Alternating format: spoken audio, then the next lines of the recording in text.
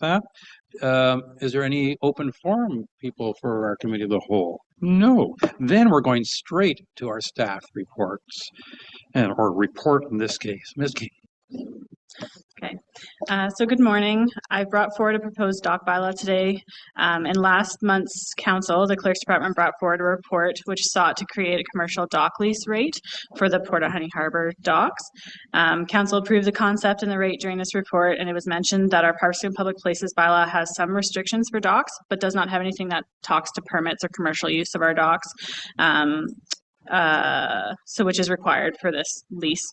We felt that a standalone bylaw that is before you today would be best to address the commercial dock and give power to staff to address issues that can occur on public docks. So while I was drafting this bylaw, staff reviewed Perry Sound, Wasaga Beach, Muskoka Lakes, and Gravenhurst, all who have township docks or wharfs. So section 2 of this bylaw has several stipulations that are listed in the report, and that will hopefully address any concerns and ensure safety concerns and ensure everyone can access these docks and things aren't left. The commercial boat section will require operators to get a permit, which will be issued by the clerk, and they must abide by the terms and conditions that are listed associated with that permit, which the clerk has drafted to ensure operators have proper insurance and so forth. The fees that for this permit would be put into a fees and charges bylaw. This bylaw will provide staff with the ability to have boats towed or removed from the dock or restrained to the dock if we don't know the owners, if they're contravening the bylaw. Obviously, notice would be given before this is done. It's just the ability that if someone leaves a dock or a boat on our dock, we can remove it legally. So this will be enforced under, this could also be enforced under our AMPS bylaw, and we have some charges that are set out, and they range from $250 to $300, and a higher fine for a $500, with $500 for failure to comply with an order. So if we ask someone to leave our dock and they didn't, then we could use that charge to, if necessary.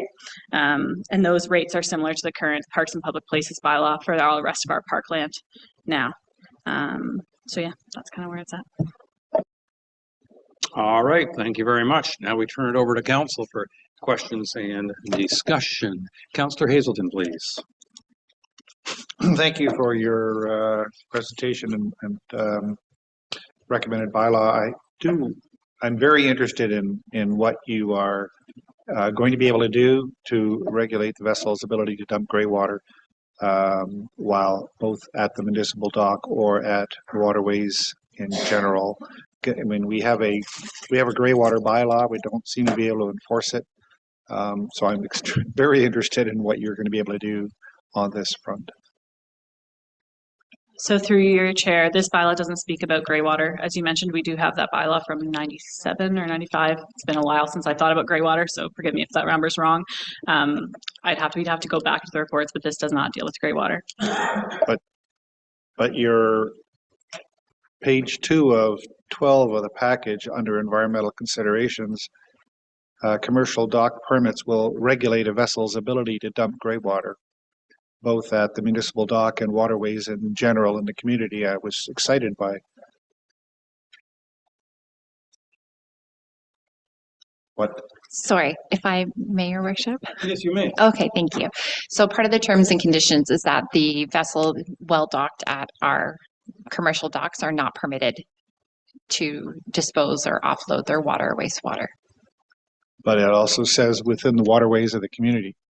I was very excited about that. Well, that just means like if they move, undocked and moved like 10 feet over, that they weren't strapped, tied down, then they can still.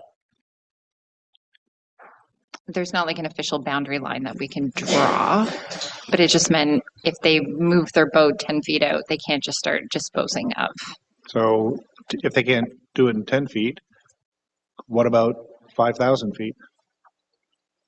In other words, what is there a word in there or a number in there that says you move it 10 feet, you can't, you move it 11 feet, you can't? And if there isn't a number in there, should we be putting a number in there and the number should be 10,000 feet? I don't know. 2 miles? But let's be practical. You know that if that boat's out in the lake, that Ms. King isn't about to put on her swimsuit and swim out. No, but the point is, as we so often state, we pass policies and bylaws to set an expectation what good behavior is. Maybe we can't, just like the grey water bylaw. We don't know for sure. We've never tested it, but we don't think we can enforce it. But it's there as a directional thing, and if we have a commercial docking process, docking permit, surely we should be able to set an expectation that that commercial boat will not be dumping gray water anywhere on the inner waters of the Eastern Georgian Bay. I would hope we could do that. I loved that statement on page 2.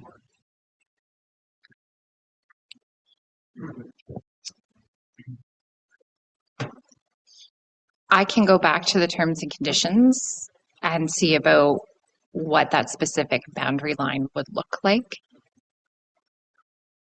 I visually, for you to tell me right now, 10,000 feet versus 5,000 feet means nothing in my Okay, mine so visually. 5,280 But- feet is 1 mile. And so still not helping so me. 10,000 feet to me is 2 miles. And generally speaking, the governments have policies. You can't dump gray water or black water until you're way out there anyways, Yes. 5 miles offshore. Hmm. All I'm suggesting is if we try to craft something into this document that tells them, we expect you to honor and respect our That's waterways. standards. Yeah. That's essentially all I'm asking. Can we put a number in there and 2 miles? Maybe we should talk meters. Still not going to help me. Sorry. Okay. A spatial awareness is not. 1,760 meters in a mile. My recommendation would be for us to go back and see what a standard would be within federal regulations or provincial regulations and use that standard. Okay. Whatever that is, and make that I very think clear it's- that that's the boundary line. So for Blackwater, it's 5 miles. Okay. But there is no legislation for gray water. No, there isn't. So we can't really. I guess this agreement is a good faith agreement between us and the commercial operator. So we're saying, listen, if you're going to dock on our public docks and you have our contract, we ask you to be extra respectful over and above what your legal requirements are. So for is it enforceable other than next year we're not going to renew your contract? No, not really, because many other pleasure craft out there regularly dump grey water in Georgian Bay. I understand. So this is like an extra layer to say, look, if you want to do business with us, environment's number one. Are you willing to prohibit any grey water discharge while you are in vicinity of our public docks? Okay, so from a navigational standpoint, we have inner channels and we have the outer channel. So big boats are trying to get past all of the inner bays around up and down the eastern shoreline. They take the outer channel. If we were to say that we would ask them to not. Are we drifting a little from the topic at hand here? I see a window and Yeah, I but want to get in there. I'm closing the window. Chief Van Dam, are you going to bring this back to the topic at hand? Yeah, I was just going to say that once that boat leaves the dock, they're under federal jurisdiction and not our jurisdiction, and that at that point, Karina is going to be able to deal with the federal piece of it and make them aware of it, and that's all that we can do at this point. Sorry to leave you, but I have an alarm to run to. Thank you. So just further, we may not be able to enforce it, but if we have an opportunity to set an expectation, and that's what I'm asking for here, let's set an expectation. We know we can't enforce it. They know we can't enforce it, but let's set an expectation. Okay. Councillor Graziano. Thank you, and through your worship. Ms. King, I have a question. Last year, we had a gentleman who lived on his boat for quite some time in Honey Harbor, to the chagrin of many constituents that complained. And I'm wondering whether this bylaw suggestion provides bylaw with any teeth in being able to remove someone who endeavors to emulate what this previous person had done throughout the course of the year. So what can be done, and what does this bylaw ensure we can do to evict people such as that person? or similar? Thank you. Yeah, so through your chair, this bylaw was drafted with that situation in mind. It hasn't happened from my history here that we've had someone leave them for extended periods of time or just blatantly, ignore the rules. But if we put this under AMPs, then we could send an AMP to the person, and then we have the power to remove, restrain, or take away from our dock, and then we can charge that price. So we would just call a marina and get them to remove the boat, and then that price plus a 25% admin fee would be put back to the owner of the boat through that way. So that's how we would address that situation, and they'd have the order to not continue to stay there. Thank you. Thank you. Councillor Predko. Thank you, and through you, Your Worship. The quick question to Ms. King, and that is around the provisions for closing the docks. In 2020, with the pandemic, we closed our boat launches, and that was part of a mandate from the province as well. And right now, with the bylaw, it says that the docks or launching ramps will be closed in the winter season or due to maintenance. Should that be expanded a little bit to include any other ordinances, just for completeness, or does it really matter because we would close it on a decision of council anyway? I feel that when we say that they cannot use it when it's closed, that should address any time that we close it, whether that's for winter or maintenance purposes. But when we say when it's closed, I felt that should address if we have to close it for any other circumstance, like the COVID-19 mandate. Okay, I mean, I read it that it was closed to the winter season or due to maintenance, so as long as it's council's going to close it. I'm just wondering whether, adding something like, or for public safety reasons, or some general catch-all like that, because there may be hazards of one form or another in that particular vicinity that we need to close. Absolutely. We can look at the wording, whether it's something when closed, when posted, or something that way. So then if, there's a broken board on the dock, it doesn't matter. It's for whatever we close it. For sure, we can look at that. Absolutely. Thank you. Thank you. Councillor Bochek. I'm sorry, through you, Mr. Mayor, my hand should be down. My question was asked by my counterpart here. Your left hand spoke. There I am. Councillor Jarvis, please. I'm just curious, and of course, I'm just trying to extend the meeting past noon because I don't think it'd be right to have it end before then. But anyway, Thank you, Councillor Cooper, please. no, I do have I do have a legitimate question for Karine.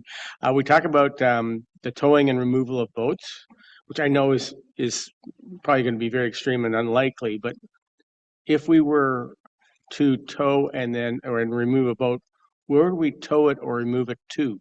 We don't have lots where we can put boats that are impounded. So what happens to it? So normally what we would do similarly if we towed a car, that towing company would be holding, because they have fenced compounds. That's where, and they would put the storage and lien acts so we contract somebody to tow it out and deal with it as they see fit. Yes, absolutely. Yeah. Okay, thank you. Councillor Cooper, please. Thank you, Mayor. Can you hear me? Yeah, it sounds better. Well, way to go, guys. I don't know what you did, but I did speak to Mark. And part of my test today will be just to say that if there's any gray water or black water dumped out near my place, we use bazookas. Thank you. And licensed, I'm sure. Not always. Oh, no, you're sounding much better.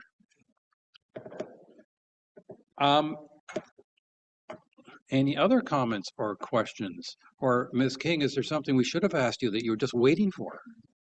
No, I think we've hit it all. No, I think this is excellent. My question to you would be, based on all this, and based on your experience in the past, how much busier you think this will keep you, or is it just going to make your current job easier, but not necessarily that much more active?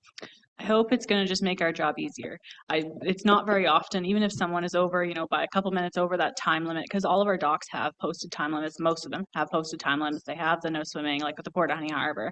They have those things already in place. So this will just give us the tools to better address them if it becomes an ongoing issue, like what Mr. Graziano mentioned last year. It just gives us the ability to address this. So I hope it won't make us a lot busier, but it'll just give us a better way to deal with it when it does happen. And it gives us the Port of Honey Harbor with the commercial docks. That gives us the permit, and then we can set the conditions as we see fit too. Excellent. Thank you. Councillor Hazelton, round two. Round two. Quick question. Who do you use for towing? I think that would be on a basis, like per situation basis, because it depends on where it is. If we're towing up north, we might find someone else. For our cars, we usually use Petrov's and Seguin. So whether that, we probably have to speak with local marinas. If it's tied to a dock, they could probably assist us better that way. So that's something we would have to, look into when the time comes. So I'll put out there that there's a company called Ceto, and they have a boat that is mostly stationed on the eastern shore of Little Moseley Island as you enter the main channel in Honey Harbor. And their business is exclusively towing vessels in distress or any other reason. They often they often replace the OPP and going to properties that have people in incapacitated states and can't drive. But it is a big commercial operation, and I would highly recommend you look at them. And they are probably covering the entire eastern shore of Georgian Bay. Perfect. That's great. Thank you. I was a little concerned that he was going to be recommending Hazelton Towing, and then we'd have to charge him with conflict of interest. I have a towboat now,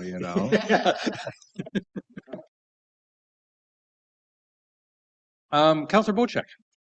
Yeah, Karina, our facilities, our docking facilities, whether it be at the Promenade in Honey Harbor or in the Port Severn Park here, are not manned. And even though we have hydro facilities and everything else for people to hook up to, we don't have any employees there to regulate it. Many times you'll see people who are traveling the Trent Severn Waterway will pull into Port Severn Park and stay a day or 2 or 3 days.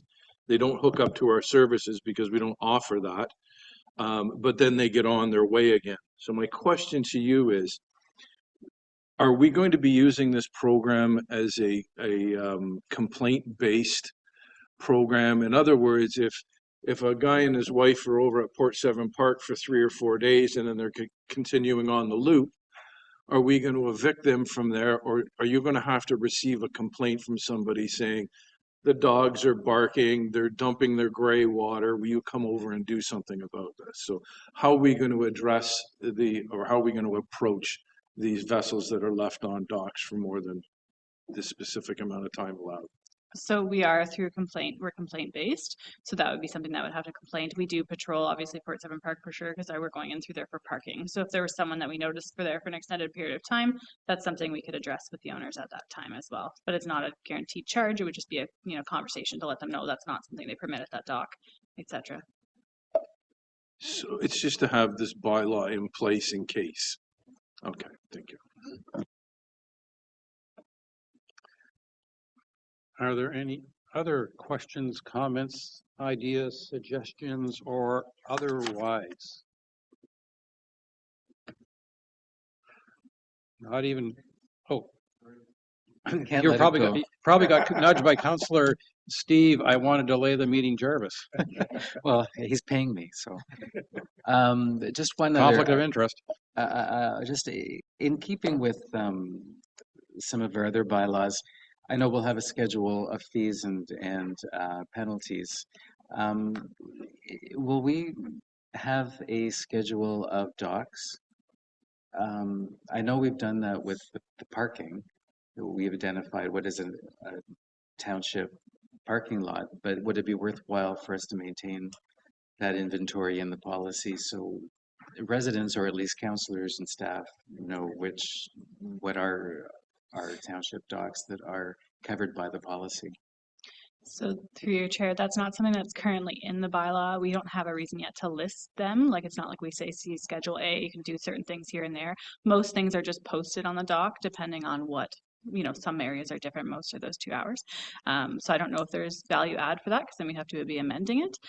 Whether we have a list ongoing, I'm assuming Brad will at some point. Yeah, we don't have that in there currently. What would come forward if this, we make these changes about the, for any reason, the dock could be closed, and then we can look at the terms of reference with the gray water. If we brought back that, then we would bring back the AMPS amendment with the fees, fees and charges amendment to have the $2 per foot, and then we'd make sure we have that 25% admin fee, which is already in our bylaw section, and then this bylaw rework. So that's what would come back next month, hopefully, for approval. So I wouldn't add a list, but there's no reason I guess we couldn't.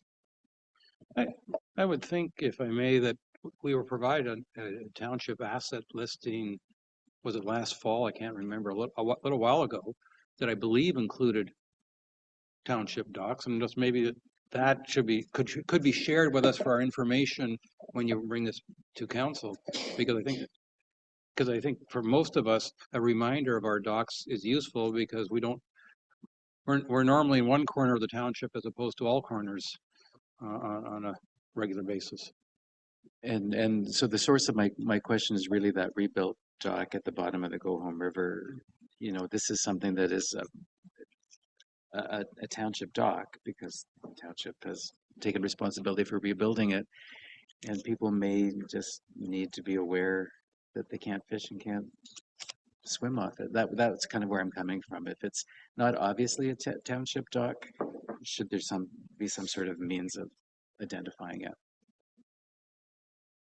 Yeah, and I feel that if, those swimming and fishing signs, they're posted. So if that's something we were having an issue, we would post signage to ensure that people were aware that, it's township dock and you can't do A and B here if we needed a time limit on those, because there's lots of little docks throughout the township. Right? Sure. So I feel like that'd be something we would post notice of before we would, give anyone trouble about it. Okay, thank you. Thank you. Any other comments, questions, suggestions? Or I'll read a motion. I personally think this is terrific that you're doing this, and I am hoping that it will be a very useful vehicle. I mean, it's not like a drastic change in direction other than the commercial vessels aspect, but it gives you an extra and clearer tool. I have moved by Councillor Bocek, seconded by Councillor Graziano. Be it resolved that Committee of the Whole recommends staff to bring a finalized public docks bylaw for adoption by council in June 2024, and that the Committee of the Whole recommends staff to bring an amendment to the AMPS bylaw to council in June 2024 for the addition of public docks bylaw penalties, and that the Committee of the Whole recommends staff to bring an amendment to the fees and charges bylaw in June 2024 for the addition of commercial boat permit fees. All those in favor? 1, 2, 3, 4, 5, 6. That is carried unanimously.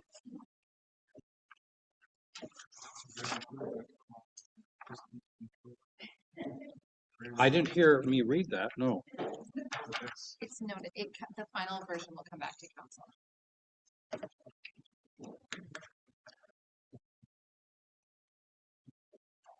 Moved by Councillor Predko, seconded by Councillor Hazelton. Be it resolved, the Committee of the Whole does now adjourn at 11:41 a.m. to reconvene on June 4th, 2024, or at the call of the chair. All those in favor? And that is carried. We are adjourned, and we're finished our regular session of council meetings for the month of May, and we get to do it all over again in 3 weeks' time? For June, because it's early. Thank you very much, everyone.